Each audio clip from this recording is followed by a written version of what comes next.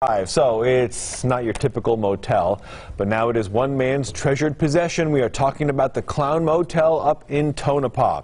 Motel. Oh, no way. Oh my God.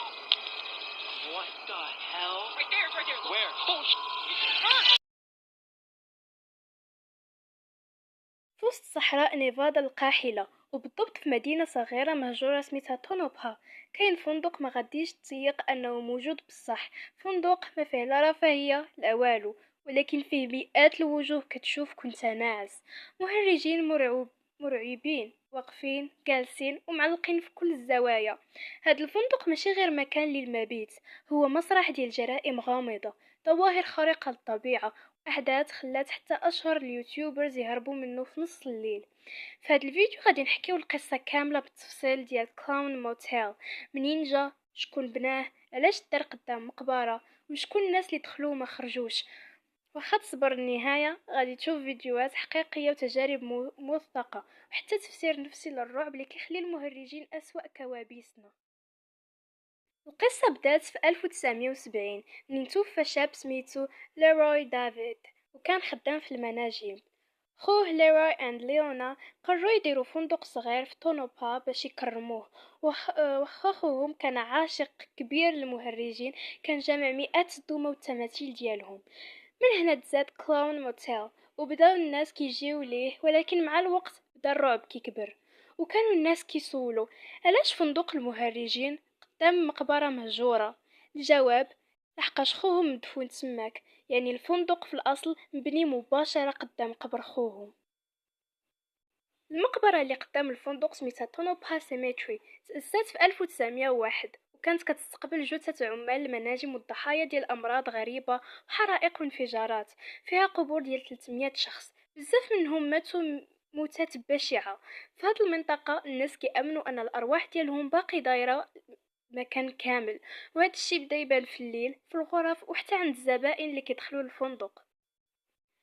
قبل ما ندخلو في التجارب المرعبة خصنا نفهمو حاجة نفسية. علاش كيبان لينا المهرج كيخلع رغم انه في الاساس مخلوق كيضحك؟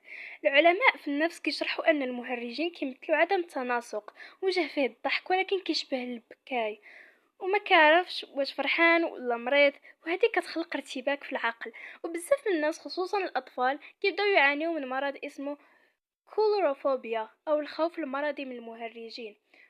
نتمنى نكون نطقتها مزيان. وهنا فين دخل كلاون موتيل اللي كيستغل هاد الشيء ويحولو لرعب حقيقي. الفندق فيه 31 غرفة، وكل وحدة فيها دومة، مهرجين، صور قديمة وحتى بوسترات أفلام الرعب. بعض الغرف معروفة بكونها مسكونة. الغرفة 111 كيتقال أن فيها دمية كتحرك بوحدها في الليل. الغرفة 108 مشهورة بالأصوات والضحك اللي كيجي وسط الليل. الغرفة 210 نزلاء قالوا سمعوا شي حد كيتنفس في ودنهم وهما ناعسين. في الفندق كاينة قاعة استقبال كبيرة فيها حوالي 600 مهرج واقفين، بعضهم جداد وبعضهم جابوهم الزبائن اللي ما بقاوش قادرين يحتفظوا بهم في ديورهم. تجارب ديال الناس اللي عاشوا الرعب. الشهادة الأولى كيمبرلي في 2019. انا وصاحبي كنا في الغرفه 210 في 3 ديال الصباح، سمعنا شي شخص كيضحك من تحت الناموسيه، ولقينا دميه مهرج قدام الباب من بعد ما كنا مخبيينها وسط الخزانه. الشهاده الثانيه ديال جاك، يوتيوبر. صورت فيديو تحدي ديال 24 ساعه وكل شي بدا عادي، ولكن من شغلت الكاميرا الليل كامل لقيت لقطات فيها مهرج كيطل من الشرجم وانا ناعس وانا في الطابق الثاني. الشهاده الثالثه ديال اماندا. دخلت الحمام ولقيت كتابة في المراية You're next. ما كانتش من قبل وكنت بوحدي. هادو شهادات ديال بعض الناس اللي دخلوا لهاد الموتيل. المهم هادو هما الشهادات ديالهم. دابا نشوفوا النظريات والتفسيرات ديال الناس لهاد الشيء اللي كيوقع في هذا الموتيل. بعض الناس كيامنوا ان الفندق مسكون بسبب المقبره والدومه القديمه اللي يقدر يكون فيها طاقه سلبيه. نظريات أخرى كتقول أن كلون موتيل كان مكان طقوس سحرية خصوصا في الثمانينات، وكانت كتوقع فيه استدعاءات الأرواح وطقوس مجهولة. نظرية ثالثة كتهضر على أن بعض المهرجين اللي في الفندق فيهم أرواح حقيقية، خصوصا اللي جاو من ناس ماتوا ومات لهم شي حد وكان عزيز عليهم. دابا السؤال اللي هنا، واش هاد الشي حقيقي ولا مجرد تسويق؟ شي وحدين كيامنوا ان الفندق مجرد مشروع ذكي كيستغل الرعب والمهرجين باش يجلب الناس والمشاهدات، ولكن كيفاش تفسر الفيديوهات الموثوقه والكاميرات اللي كتسجل حوايج غريبه؟ شكون غادي يغامر بحياته باش يدير لقطات كلها تهديد نفسي وقلق فقط باش يصور فيديو؟ التحليل العلمي الرعب ديال كلاون موتيل.